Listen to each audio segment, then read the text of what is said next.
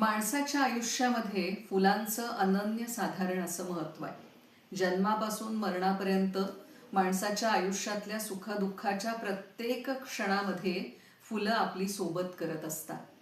माणसाच्या जगामध्ये फुलांचा समावेश आहे, पण फुलांच्या जगात जाऊन फुलांचं मन समजून घेण्याची वृत्ती मात्र माणसामध्ये नाही.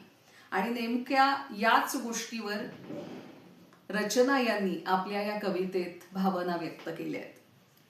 खरं तर माणसांनी डोकवायला हवं फुलांच्या जगात. खरं तर माणसांनी डोकवायला हवं फुलांच्या जगात.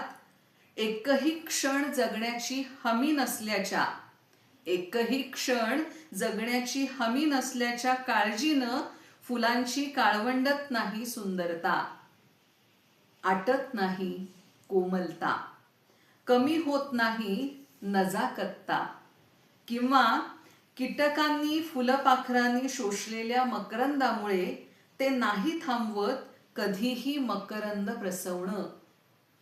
फुलं हरवत नाहीत. फुलं हरवत नाहीत आपली नैसर्गिकता कोणाच्याही संगतीत आणि कोणत्याही परिस्थितीत. कोणाच्याही संगतीत आणि कोणत्याही परिस्थितीत.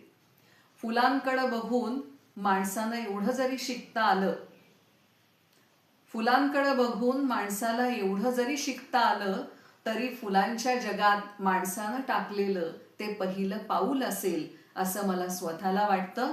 त्यामुळे पुष्पऋचा या रचना यांच्या काव्यसंग्रहाचं आपण मनापासून स्वागत करूया. नक्की हा काव्यसंग्रह मिळवून आपण तो वाचा आणि रचना यांच्यापर्यंत आपल्या प्रतिक्रिया जरूर कळवा.